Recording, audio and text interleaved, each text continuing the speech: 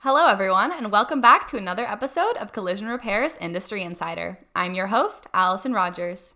Today, we're here with Greg Wing, the Director of Sales for Simplicity Car Care. First off, we'll dive right in. Thanks so much for being with us here today, Greg. I know you're traveling, so we appreciate you making time for us. How's it going on your end today? Good. It's going great, Allison. Thanks for having me. It's great to be back and talking with you again about this wonderful industry and all the people that we can help. Absolutely, absolutely. Always the goal with our chats. So let's just dive right into our topic today. We are talking about exit strategies. So it's a secret to no one in the collision repair industry that the industry as a whole touts a high age demographic.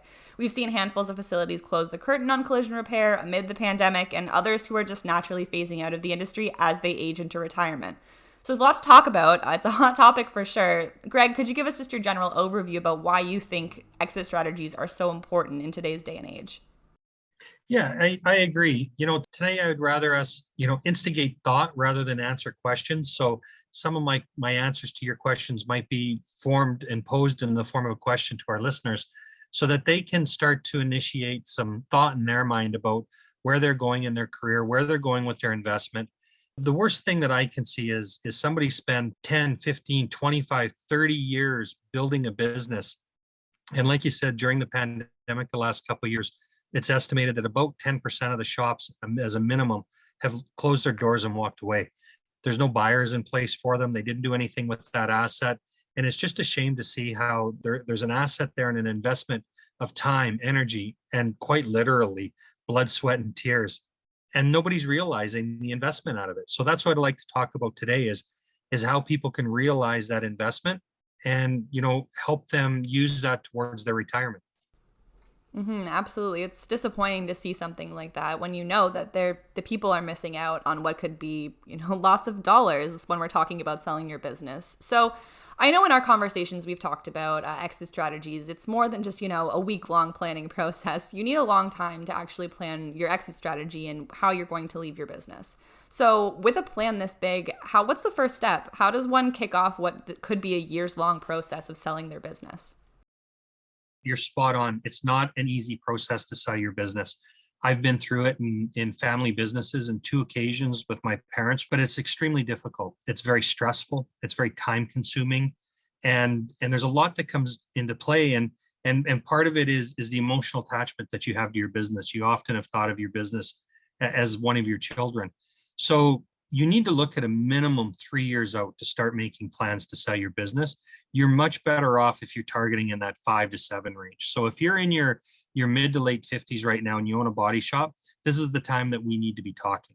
You need to be sitting down with investment specialists. You need to be sitting down with your accountant. And you know what? By all means, call us. We have people that are very experienced in purchases and acquisitions and selling as well. So we can help work you through it. And that's what we'll talk about a little bit here today. There's a lot that you need to do to get your business ready to sell. And the first one is that you need to look at your business and how it runs. If you go for a pizza, let's say you go to Joe's Pizza and you go to see Joe because he's always there. He's always got a smile. He's always shaking your hand. He's always telling a story. He asks how your kids are doing. The pizza's good, but you're there because of the environment. You're there because of Joe. When it's time for Joe to sell his business, there's absolutely no investment value in that. Who's going to buy it? Because nobody's going to go back once Joe's gone. Now, if you go to Simplicity Pizza, for instance, and you're buying a pizza from Simplicity, you're going and you're getting the same pizza all the time. You're getting the same great service. You're getting the same great environment. You're getting the same great quality. Everything is there and everything is set up so that you know why you're going.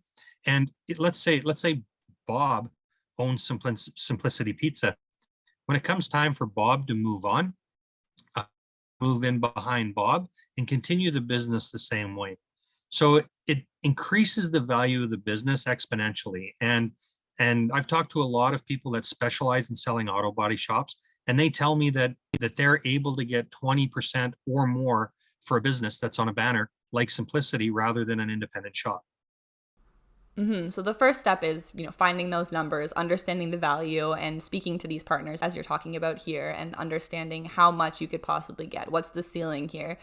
So for some people, they might see these numbers, and realize that they might be in a tough spot. Some of them might be looking to retire as soon as possible. So, how does someone set their business up to be the best it can and have the best possible value it can have when going into the selling process? When you go to sell your business, you need to look at what your business is worth today and how do you come up with that number. So there's multiple ways to do that. One of the ways is determining what the sale price is by EBITDA. And that's the most common way that people like to buy businesses. You can also calculate it on sales. There are other things that come into play in the tax game. For instance, if you're doing a share purchase or an asset purchase, those change your tax position. And those are questions that you need to ask of your accountant. But simplicity can help you work through all of that. Right now, you're likely doing things in your business that help you in your tax game. Those are all things that help you out in your taxes today, but seriously hurt the value of your business tomorrow. So simplicity helps go through that with you. How you take out your wages is even one thing that makes a difference, and how that's registered in your balance sheet. So simplicity will help you look at all of these different things, determine what the best way is to run your business today, and help you set it up for the best value that we can tomorrow. So let's backtrack a bit. At the beginning, I mentioned we're obviously aware that the collision repair industry in Canada touts a high age demographic. Combine that with the associated events of the pandemic, and there are quite a few people that are just ready to throw in the towel and close the curtain on their collision repair business.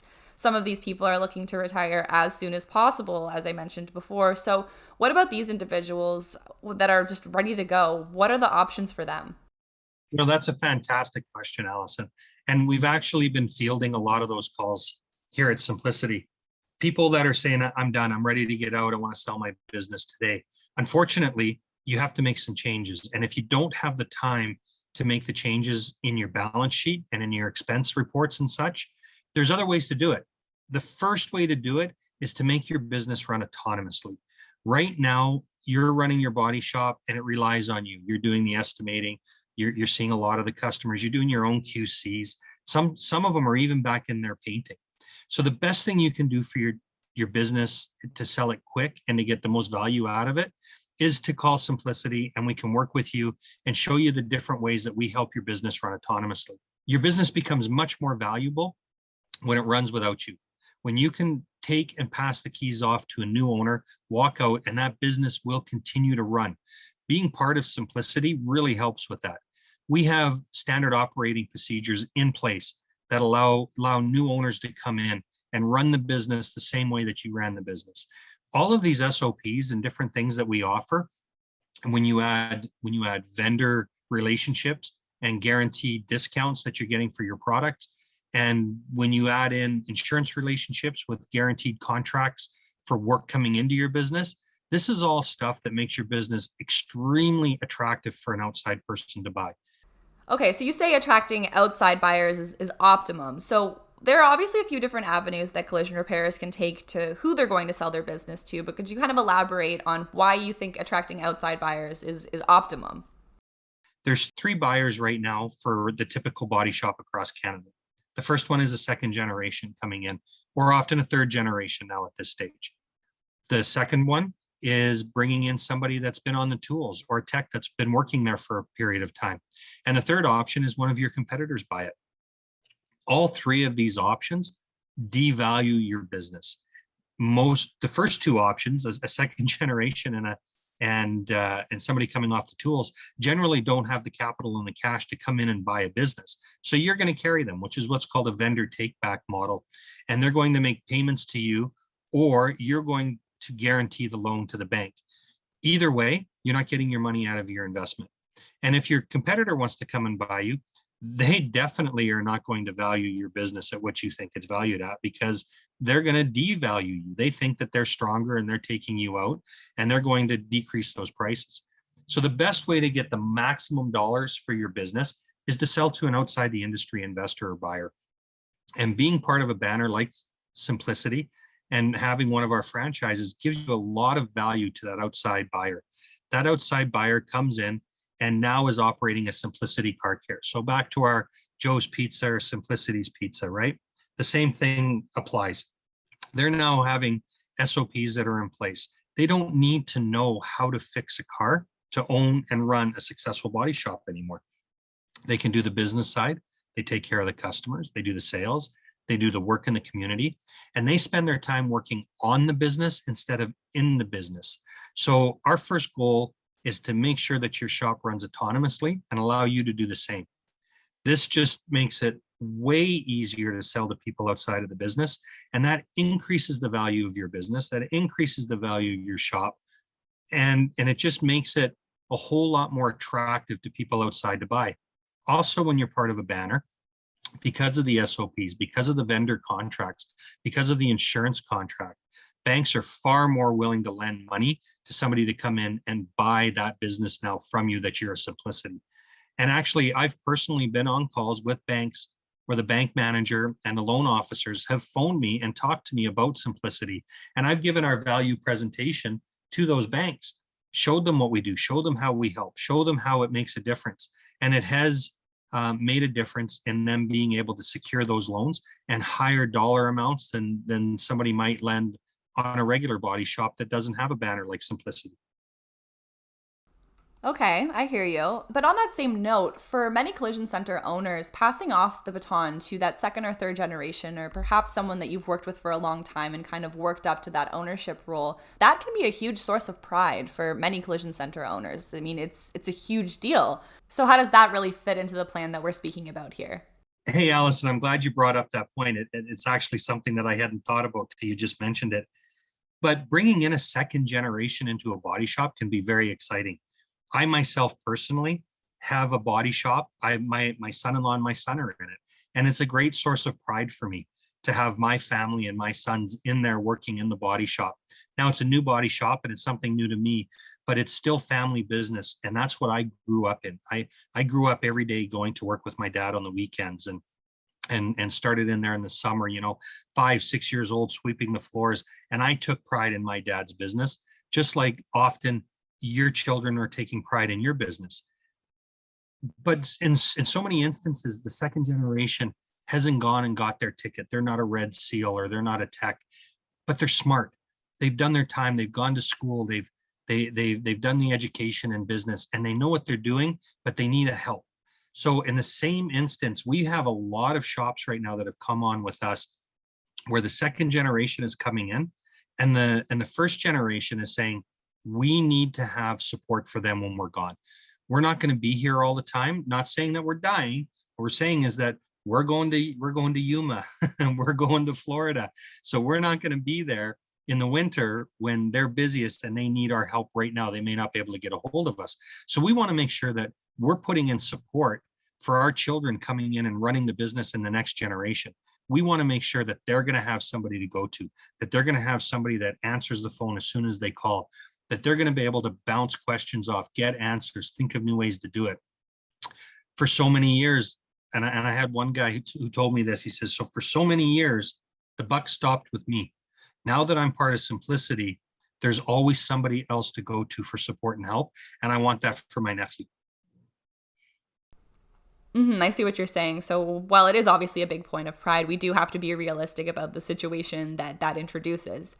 To backtrack a little bit in the podcast, Greg, you mentioned a statistic saying that sometimes attracting outside buyers can increase the value of your business by up to 20% more. Where did you find this number, these statistics? That's a great question. And I actually was told that number by some people I know that specialize in selling auto body businesses. That's all they do. They sell businesses in our industry. They list them, they market them, and they bring buyers and they bring sellers together. And they flat out told me that their numbers show that there's more than 20% value in the business when it's part of a banner. And if you want to reach out to me, I'm more than happy to put you in touch with some people I know in the industry that specialize in this. All right, yeah, so you heard it here first. Well, thanks, Greg. We've chatted a lot today about exit strategies, and I'm sure you've left the people just like you planned, thinking. Well, that's the idea, right? Is just to get you thinking about it. It's always disappointing when I talk to somebody who's at the end of their career or feels that they're at the end of their lifespan with their business. And this really is true in any industry, not just the automotive repair industry. People can go through such a large period of their life and invest so much into their business. And unfortunately, the value is just never realized for the time and energy they put into it. So let's make sure you realize that value. Have a talk with your accountant, have a talk, with your tax investor and have a talk with Simplicity. Let's look at how we're going to make your body shop the one that everybody wants to own. How do we take and put you at the top and make sure that you are the most desirable body shop for purchase in your marketplace? Let's do it. Absolutely. So if anyone's looking to get in touch with you or Simplicity directly, where can they reach out to you, Greg? So if you have a body shop and you're in that age group that's looking at retirement or thinking about selling your business and cashing out on your investment, you need to call us at Simplicity. Call myself, email myself, or call any one of my fellow simplifiers, and we're going to sit down with you. We're going to go through your business and we're going to show you ways that we can make it more attractive to buyers. And we have a full network of people that market these businesses and a full network of buyers that are looking to invest right now in the industry and buy more body shops specifically. And I can tell you, it doesn't matter what part of the country you're in, there's somebody that's looking to invest in your community. Great. So they can either reach you by email at gwing@simplicitycarcare.ca. That's all one word. Or your direct line 403-512-1870. You've also got a toll-free number, but any of this contact info, if you want to grab it, is in the description box down below. Or if you're watching on YouTube, it'll be on the screen here, so just take a screenshot. And to everyone listening to today's podcast, thank you so much for tuning in. We really appreciate it. Be sure to subscribe wherever you get your podcasts, whether that be Apple Podcasts, Spotify, SoundCloud, YouTube, or Amazon Music. We're available anywhere. And we'll see you next time.